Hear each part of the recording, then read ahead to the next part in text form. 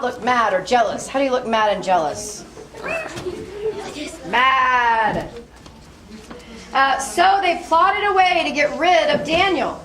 They could find no corruption or anything to get Daniel in trouble because Daniel was so honest and trustworthy.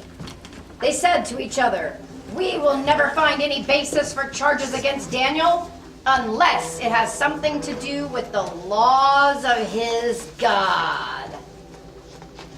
The king, bowing down, and said, "O King Darius, live forever.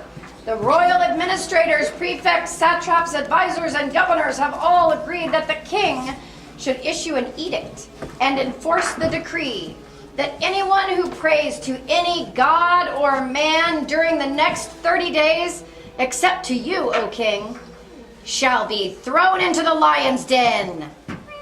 This made the king very pleased. And so he ordered the decree that for the next month, his subjects could only bow down and pray to him, the king, or else they'd be thrown in the lion's den. And with that, he signed the decree, and it was ordered. Good administrator and did his work very well. Every day, Daniel would go to his upstairs room and kneeling down in front of his big window that faced westward toward Jerusalem, he would pray to God 3 times a day. In front of anyone looking up at this window, they could see him praying and giving thanks to his God. Immediately, those who had seen Daniel continuing to pray to God hurried to the king to report this crime. "Oh, to the king." And they said, "Didn't you sign an order? For the next 30 days, none of your people could pray to any god except you.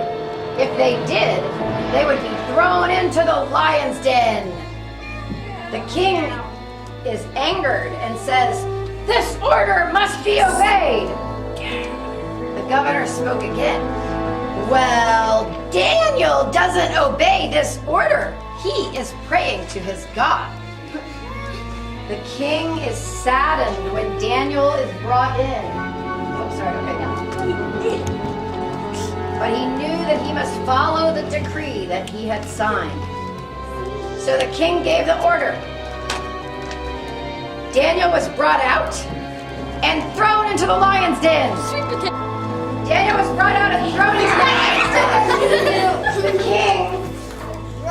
The king said to him, "You."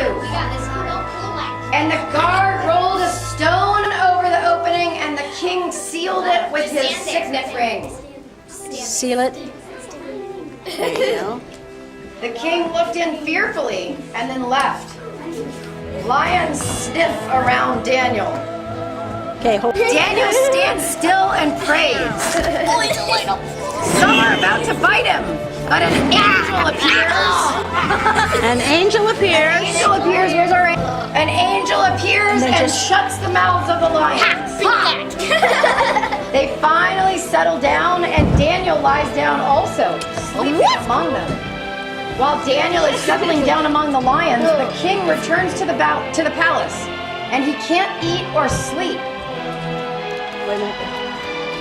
He can't eat or sleep, worrying about Daniel, whom he likes so much. The next morning, the king rushed out to the entrance of the lion's den and has the guards open the pit. Open the pit. Open the pit.